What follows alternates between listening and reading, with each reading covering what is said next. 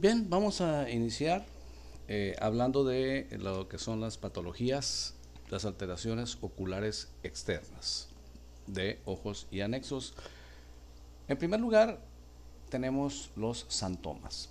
¿Qué son los santomas? Son pequeñas elevaciones. Bueno, a veces son pequeñas, a veces son no tan pequeñas. Pueden ser únicas o múltiples, pueden ser unilaterales o pueden ser bilaterales.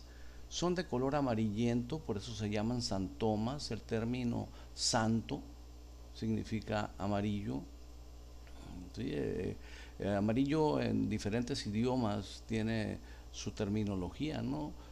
Puede ser santo, puede ser cirrus, cirrus también significa amarillo, eh, puede ser lúteo, lúteo también significa amarillo. Y aquí están los santomas, aparecen en los párpados y pueden aparecer en cualquier parte de la cara, pero son muy comunes, sobre todo en adultos mayores, y pueden denotar, no necesariamente, pero sí pueden denotar una dislipidemia. No es de ninguna manera un signo patognomónico de dislipidemia, pero si ustedes ven a una persona que tiene esto, insisto, sobre todo en párpados superiores, aunque puede ser en esta región también, en párpado inferior. De hecho, aquí pueden ver que esta persona tiene en el párpado inferior izquierdo uno pequeño, un santomita aquí. Hay que pedirle un perfil de lípidos, nada más para estar tranquilo y saber que esta lesión en los párpados pues no representa un problema a nivel sistémico. Entonces, santomas son bastante frecuentes. Pueden ser grandes, pueden ser pequeñitos, pueden ser únicos, pueden ser múltiples, pueden ser unilaterales o bilaterales. La triquiasis. Se le llama triquiasis al hecho de que las pestañas, en lugar de estar rizadas hacia arriba como debiera ser, es decir, en lugar de que estén así y así, están, como ven ustedes, rizadas hacia adentro. Esto en un momento dado puede representar un peligro funcional porque al parpadear van a estar rozando la córnea y el frote constante sobre la córnea puede producir queratitis. Puede producir, no necesariamente, pero sí puede producir una inflamación de la córnea, a lo cual se le llama queratitis, e incluso pueden provocar opacidades en la córnea. Triquiasis, ¿ok? Es una inversión, es una inversión de la dirección de las pestañas, que en lugar de dirigirse en sentido externo, lo hacen hacia adentro. Esto es frecuente que se acompañe de otras patologías de ojo, como es el entropión, que vamos a ver un poquito más adelante. Triquiasis. La distriquiasis. La distriquiasis es la aparición de hileras anormales de pestañas. Pueden estar rizadas, de hecho están rizadas hacia afuera como normalmente lo están todas las pestañas, pero pueden aparecer en sitios inadecuados, como en este caso. Aquí vemos esta pestañita que está aquí y esta otra que está acá, ¿ok? Que están apareciendo en los bordes tarsales. Entonces, obviamente, cuando esta persona parpadea, estas pestañas le van a rozar la conjuntiva, le van a rozar la córnea y le van a producir molestias, y a la larga le pueden producir también lesiones en la córnea o en la conjuntiva. Entiéndase la diferencia entre triquiasis, que es el hecho de que varias pestañas estén rizadas hacia adentro, y la distriquiasis, en donde no están rizadas patológicamente, están rizadas de manera normal hacia arriba y afuera, pero ¿sí? Su inserción es anormal. Este es un ojo derecho. ¿Por qué lo sé? Porque aquí está la carúncula. La ptosis. El término ptosis significa caída. Entonces hay que ponerle el apellido, ptosis palpebral. Porque puede haber ptosis de varias cosas, ¿no? O sea, ptosis es caída nada más de algún órgano o algún segmento o algún elemento de nuestro cuerpo. La ptosis palpebral es esto que están viendo ustedes aquí, la incapacidad para abrir o para separar los párpados. Esto nos puede hablar de varias cosas, pero en sí, generalmente está relacionado con un problema del músculo elevador de los párpados o músculo elevador del párpado. Puede ser, puede ser que esté relacionado con problemas del tercer par craneal, que es el oculomotor. Porque el oculomotor es uno de los nervios que le da inervación al músculo elevador de los párpados. ¿Okay? Sin embargo, no es exclusivo, es decir, si el músculo elevador de los párpados no está funcionando, no necesariamente, o sea, puede ser que el problema esté en el tercer par, pero puede ser que sea a otros niveles o puede ser que además de estar lesionado el tercer par craneal, estén lesionados también otras vías que participan en la elevación de los párpados. Entonces, pues, cuando una persona tiene ptosis, hay que hacer análisis, hay que hacer estudios neurológicos, pues pudiéramos decir profundos o muy específicos. Ahora, hay personas que tienen ptosis palpebral congénita, hay personas que tienen ptosis palpebral adquirida. Esto tiene mucho que ver, porque si es adquirida, significa que hay una enfermedad de fondo. Hay algunos síndromes relacionados con esto, con la ptosis palpebral. Pero en sí, podemos decir que la ptosis palpebral, lo primero que hay que pensar es que esté relacionada con lesión del tercer par craneal, pero además habría otras manifestaciones, ¿no? Recordemos que el tercer par craneal es el que le da inervación al músculo, sus fibras parasimpáticas le dan inervación al músculo constrictor de la pupila. Entonces, un dato importante sería si en el mismo lado, además de tener ptosis, tiene midriasis. Si tiene midriasis, quiere decir que el músculo constrictor de la pupila está flácido, está denervado, y entonces eso nos corroboraría, espero no estar hablando muy rápido, que es un problema del tercer par. ¿Por qué? Porque si hay una ptosis palpebral, bueno, eso nos hace sospechar del tercer par, pero también habría que ver la inervación parasimpática en la pupila.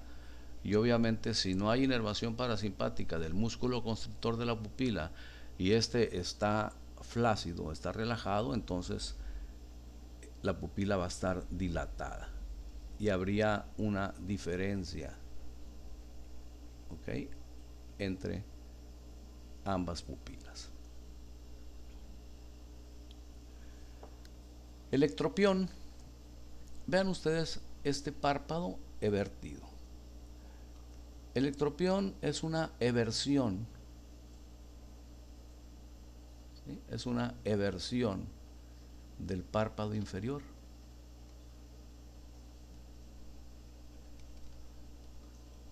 Entonces, ¿cuál es el resultado? Pues el resultado es que la conjuntiva tarsal de ese lado está expuesta.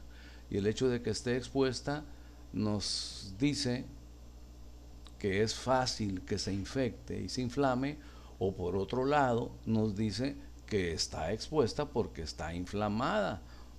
¿Okay? O sea, hay que ver qué fue primero, si el ectropión se formó, por ejemplo, por el peso de estas bolsas grasas que se forman sobre todo en adultos mayores. Estas bolsas grasas pueden ser tan pesadas que jalen el párpado y expongan la conjuntiva palpebral de esta manera, a lo que llamamos ectropión, o puede ser que la conjuntiva esté infectada y eso genere el ectropión. De cualquier manera, hay que tratarlo, hay que dar medicamento, generalmente tópico, ¿sí? Si esto se acompaña de la presencia de legañas, de ardor, etcétera, pues hay que dar el tratamiento con antibióticos tópicos principalmente y antiinflamatorios. Pero bueno, ya estamos hablando de manejo, ya esto sería específicamente criterio del médico tratante.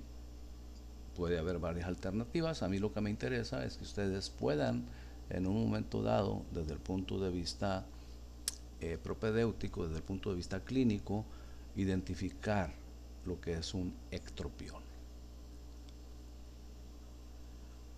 Tenemos el entropión. El entropión espástico es una inflamación, enrojecimiento y dolor en el párpado, generalmente el párpado inferior, que ocurre cuando el párpado, que repito generalmente es el inferior, y las pestañas están invertidos, es decir, están doblados hacia adentro. Esto puede ser un problema muscular, puede ser por un espasmo muscular a nivel de orbiculares.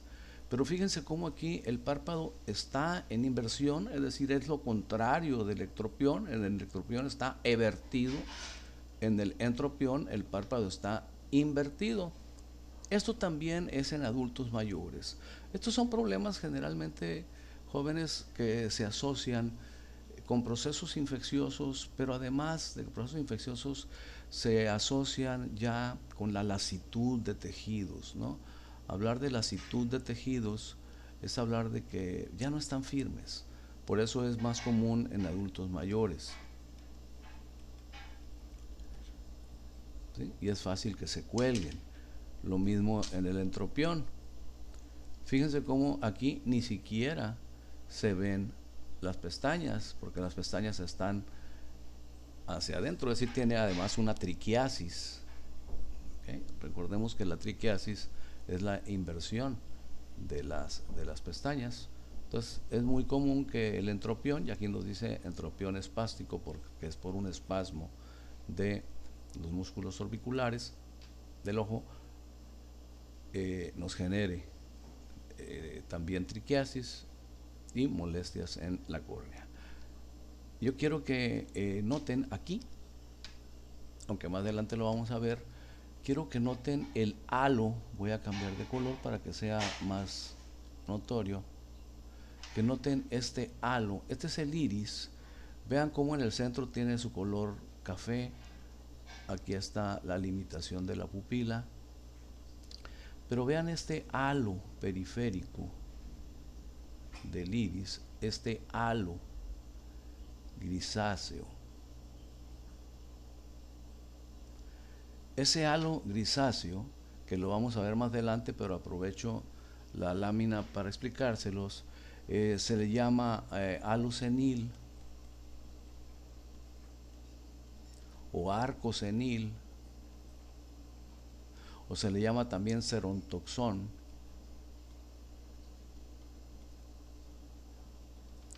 Y no es otra cosa que un proceso degenerativo de la córnea. ¿Okay? Es un proceso degenerativo de la córnea que afortunadamente es en la periferia de la córnea. Es a la altura del limbo esclerocorneal y son depósitos de grasa. Son depósitos de grasa en el ángulo esclerocorneal o en el limbo. ¿Okay? Pero más específicamente, más que estar en el ángulo, están en la córnea. Recuerden que la córnea tiene 5 capas y recuerden que la capa central de la córnea es la capa que llamamos estroma. Bueno, pues ahí en el estroma es donde se deposita esta grasa. Y nosotros vemos esa coloración blanquecina en la región del limbo.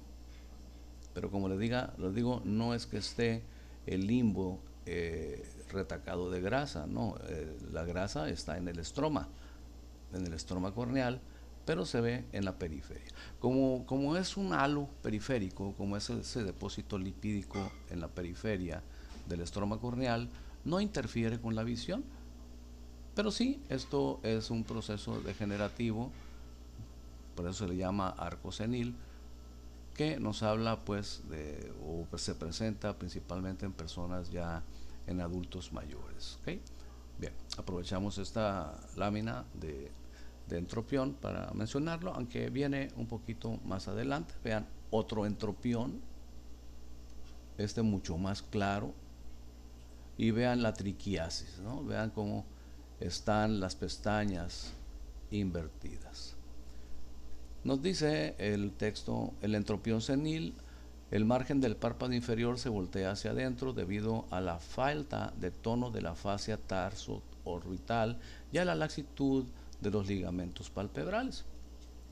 Entonces, el párpado está invertido y las pestañas van, cuando parpadee, van a rozar la córnea. Como es en el párpado inferior, no es tan riesgoso, porque el que tiene más movilidad es el párpado superior, pero de cualquier manera, el roce constante a nivel de la córnea puede generar irritación, y en un momento dado puede generar lesión que llegue al estroma de la córnea, y en consecuencia pues puede haber leucomas, puede haber cicatrices. ¿Okay? Ahora, ¿qué es más frecuente, el entropión o el ectropión? Pues estadísticamente es más común el ectropión, es decir, la eversión, la que veíamos ahorita, ¿sí? El ectropión, la eversión del párpado.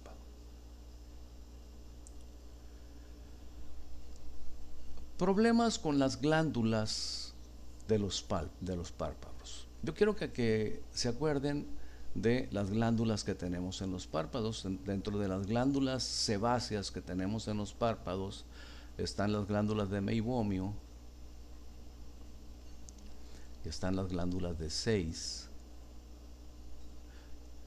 y tenemos otras glandulitas que son las glándulas de Moll, aunque las glándulas de Moll tienen más acción sudorípara que secretora. Recuerden que las glándulas de Meibomio se les llama también tarsales, ¿okay? Y las de Sayce se les llama ciliares. Bueno, cuando estas glándulas se obstruyen, sean las de Meibomio, sean las de Sayce o sean las de Moll, cuando se obstruyen, que puede ser en el párpado superior o en el párpado inferior, cuando se obstruyen se forma una protuberancia dolorosa, bastante dolorosa, a la que comúnmente llamamos perrillas. La gente le llama perrillas, me salió una perrilla. Esto por lo regular está lleno de pus. Está lleno de pus porque es secreción sebácea que debía salir para lubricar junto con las lágrimas la córnea, pero la glándula está obstruida y entonces la secreción sebácea queda ahí secuestrada, y ya ustedes saben, se va a infectar, y al infectarse nos da esta protuberancia, que es en realidad una pústula, es una elevación que se llena de pus. Nos dice el texto, un orzuelo, esto es un orzuelo. ¿Sí? Un orzuelo es una inflamación de las glándulas sebáceas de Sayce o de Moll, o pueden ser de Meibomio, ¿sí? Pueden ser las de Meibomio. Omitan lo de orzuelo externo y orzuelo interno porque es un término que ya prácticamente no se usa. De hecho, lo voy a quitar de la diapositiva. Y antes se decía, cuando se usaba este criterio, se decía que el orzuelo era una inflamación de las glándulas de Sayce o de las glándulas de Moll, y por otro lado, que cuando era una inflamación de las glándulas de Meibomio se le llamaba chalación, como está escrito aquí. El criterio actual es diferente y se cambió el criterio porque es muy difícil poder dilucidar si es una glándula de 6, una de Moll o una de meibomio la que está inflamada. Entonces, para simplificar los términos clínicos, se le llama orzuelo a toda obstrucción e infección de las glándulas sebáceas, ya sean de meibomio, de 6 o de Moll, en su etapa aguda. Es orzuelo cuando es en una etapa aguda. Los orzuelos, cambiaré de color para poder aprovechar más el espacio porque el blanco no me va a dar. Los orzuelos generalmente tienen pus en su interior, son dolorosos, molestos al parpadear, son agudos, repito, agudo, es decir, duran unos cuantos días. Generalmente se abren solos, se pustulizan, es decir, se forma el puntito amarillo, ¿sí? Como lo ven aquí, aquí tenemos otro orzuelo, se forma el puntito amarillo que nos habla de que ya hay pus ahí adentro. Este es un orzuelo superior o un orzuelo del párpado superior. Y si se ponen ustedes fomentos con agua caliente, pues la vasodilatación que genera el agua caliente va a acelerar el proceso de ruptura. Vean qué pestañas tan largas de esta persona. Va a acelerar el proceso de ruptura, va a drenar la pus, va a drenar el clavillo que generalmente se encuentra purulento ahí y se resuelve el problema, ¿no? Entonces los orzuelos nunca son quirúrgicos. Los orzuelos deben de manejarse conservadoramente y deben de resolverse en un lapso máximo de 2-3 semanas, sin dejar cicatriz. Si se manejan con antibiótico cuando es necesario o con compresas de agua caliente, o sea, compresas húmedas, sin que chorree, una toalla caliente con agua caliente, exprimida, pero que esté caliente, ayuda a que esto se resuelva con mayor rapidez, porque una vez que se rompe la pustulita esta, drena, se hace presión para que drene con más facilidad, con la misma toalla, drena toda la pus y por lo general desaparece, ¿no? Pueden ser únicos, pueden ser múltiples, pueden ser pequeños como en este caso, o pueden ser más voluminosos como en este otro. Ahora bien, hay ocasiones en que si no se da un buen manejo, el orzuelo puede evolucionar hacia la cronicidad.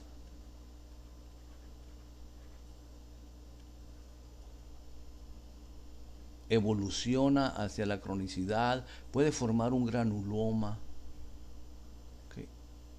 Y entonces, si evoluciona hacia la cronicidad, entonces es cuando se llama chalación.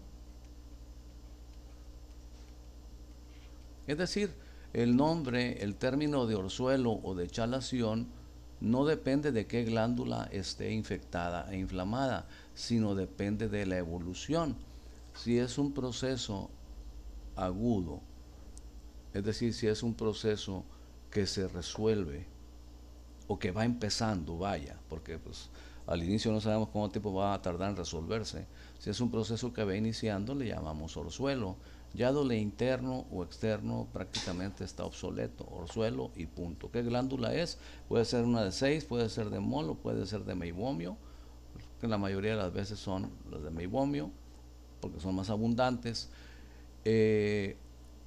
Son dolorosos los orzuelos, duelen, y duelen por la tensión que tiene ahí, por la pus. Y nunca son quirúrgicos. Pero si lo dejamos evolucionar a la cronicidad, se formará un granuloma. El granuloma ya no duele, ya no se va a llamar orzuelo, se va a llamar chalación. No duelen, molestan, ¿sí? Molestan, pero no duelen. Y los chalación son quirúrgicos. ¿Okay?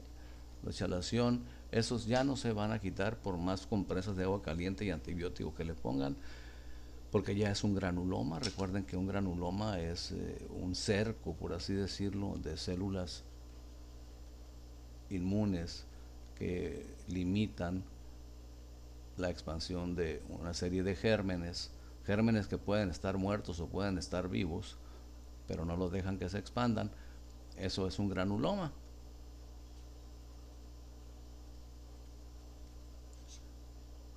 Entonces, en el chalación, el, el abscesito, la pustulita, se convirtió en un granuloma y puede durar años, ¿no?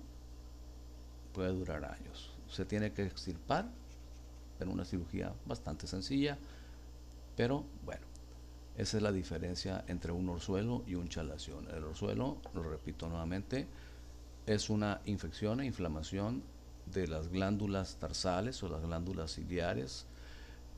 Son dolorosos, puede ser en párpado superior o inferior. Se manejan generalmente de manera conservadora.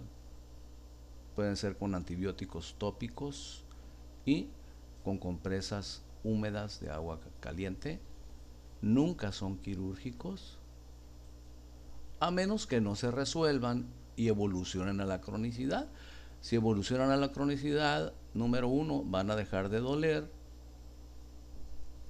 Ya no vamos a encontrar el punto purulento, sino que vamos a encontrar la protuberancia nada más, ya que es en forma de un granuloma. Ya no se va a llamar orzuelo, se va a llamar chalación y hay que extirparlo. Bien.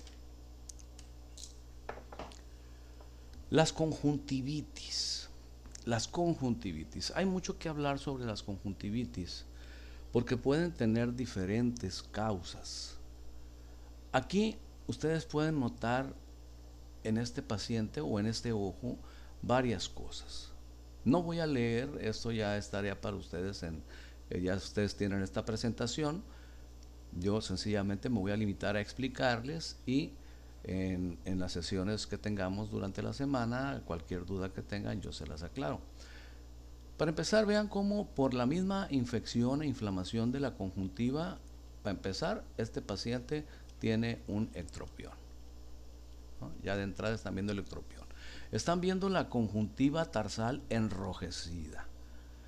El enrojecimiento es sinónimo de vasodilatación y la vasodilatación con el aumento de volumen nos habla de inflamación. Acuérdense, aumento de volumen, rubor, dolor, esto duele o arde, y calor, ¿no? Si pudiéramos comparar la temperatura acá de la piel y la temperatura que hay aquí, aquí está más caliente. Lo que ven ustedes aquí de color blanquecino es pus. Todo esto es pus. Esta es una conjuntivitis purulenta. Si hablamos de conjuntivitis en general,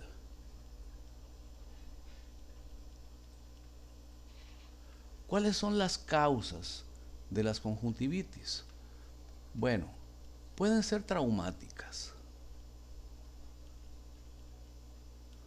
Es decir, por un golpe, que te picaron el ojo. Pueden ser alérgicas. En las alérgicas, más que dolor, hay comezón, pero también hay inflamación. Pueden ser infecciosas,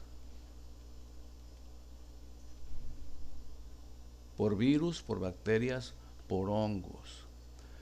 Pueden ser por radiaciones ultravioletas o por luz muy intensa, a lo que se le conoce como conjuntivitis actínica. ¿Ok? Conjuntivitis actínica. Pueden ser irritativas. Y dentro de las irritativas, pues tenemos que sean por contacto con irritantes o por la pantalla. Y cuando digo la pantalla, me refiero a que duremos mucho tiempo frente al celular o frente a cualquier pantalla electrónica, frente al celular, frente a la laptop, frente a la tablet, frente a la televisión. ¿Sí? Conjuntivitis irritativas. Entonces tenemos causas traumáticas, alérgicas, infecciosas, actínicas, decíamos por la luz intensa, e irritativas. Son las causas más frecuentes de conjuntivitis, y ustedes pueden notar aquí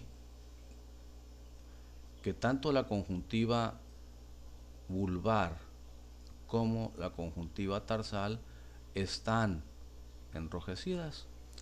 ¿Cuáles son los datos? Los datos universales, por así decirlo, del síndrome conjuntival. De hecho, vamos a poner aquí síndrome conjuntival. Lo que tenemos aquí es una conjuntivitis purulenta. Y sabemos que es una conjuntivitis purulenta porque tiene secreción purulenta, pero pudiera ser secreción de otro tipo. En el síndrome conjuntival, número 1, vamos a ver si nos alcanza el espacio. La sintomatología, número 1, ¿hay ardor o comezón? O ambas cosas. ¿Sí? Número 2, ¿hay sensación de cuerpo extraño?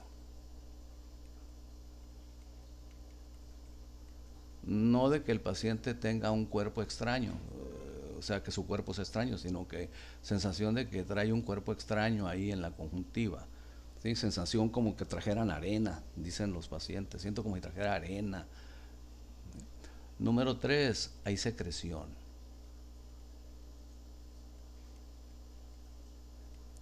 Que la secreción puede ser acuosa, es decir, lágrimas, o puede ser purulenta, o puede ser sebácea, las lagañas. ¿Okay? Sí, puede ser lágrimas, puede ser pus, o puede ser secreción sebácea nada más. Número 4, hay fotofobia.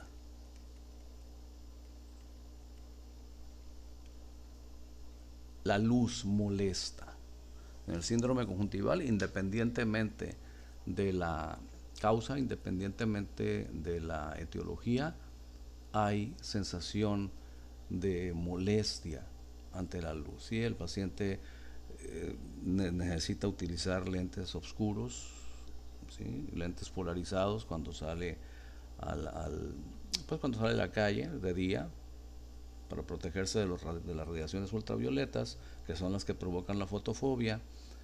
¿Okay? Y pues, hay que pedirle que se aleje de la pantalla durante un tiempo adecuado.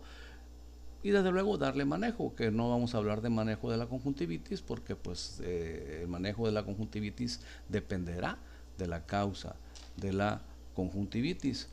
Otra causa que hay muy comúnmente es epífora.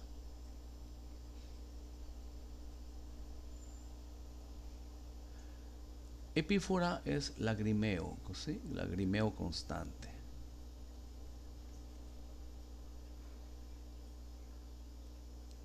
Es decir, el paciente puede tener epífora, un lagrimeo constante y aparte tener secreción purulenta. Pueden coexistir, o puede ser que tenga nada más lagrimeo. Por lo general, la secreción purulenta se da cuando la conjuntivitis es de origen infeccioso bacteriano. Decíamos, las infecciosas pueden ser por bacterias, pueden ser por virus, pueden ser por hongos o incluso por parásitos. ¿Okay?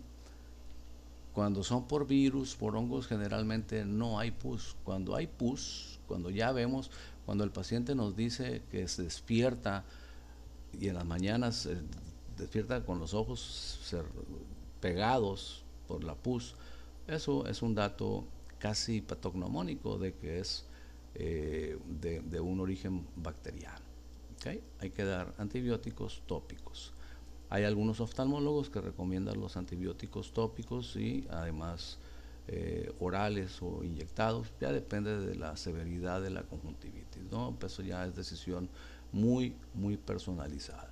Entonces aprovechamos aquí la lámina para hablar, pues no nada más de la conjuntivitis purulenta, sino del síndrome conjuntival. Las causas, decimos, pueden ser traumáticas, alérgicas, infecciosas, actínicas o bien irritativas. ¿Okay? Si decimos traumáticas es por golpes, por heridas. ¿Okay? Y en sí, el síndrome conjuntival son las manifestaciones que se presentan siempre en una conjuntivitis independientemente de la causa, que son ardor o comezón. Me falta una muy importante, muy importante, el enrojecimiento.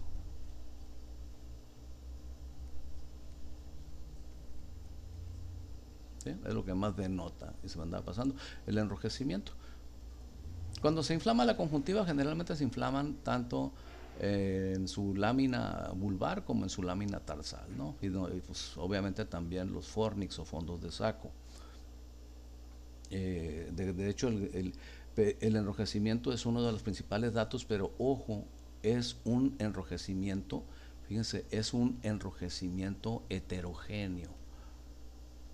Pues lo voy a ver si alcanzo a ponerlo acá. Enrojecimiento, yo creo que no. Bueno, heterogéneo. ¿Qué quiere decir heterogéneo? Que no es parejo. ¿Sí? Hay zonas donde están más enrojecidas. Y por lo regular, el enrojecimiento, esto es muy importante para hacer diagnósticos diferenciales, es de la periferia hacia el centro. Es decir, va de los bordes palpebrales hacia el iris, no del iris hacia los bordes palpebrales, porque eso ya nos podría estar hablando de otras patologías. En las conjuntivitis, el enrojecimiento, ¿sí? La vasodilatación siempre es periférica, que puede llegar, ¿sí? Puede llegar hasta el iris, pero es notorio que inicia en la región periférica. Cuando el enrojecimiento es periciliar, periciliar quiere decir que es alrededor del iris nada más, entonces ya nos puede estar hablando de patologías más serias, ¿sí? Como el glaucoma, como la uveitis, como las queratitis. En la conjuntivitis sencilla, digo sencilla que no está involucrado en ningún otro órgano, por cualquiera de estas causas, siempre habla un enrojecimiento periférico, pero además de heterogéneo y periférico. ¿Okay? Bien, ese es el síndrome conjuntival. Como les decía, puede ser por diferentes causas. Bien, vamos a dejar hasta aquí este video. Continuamos en unos momentos.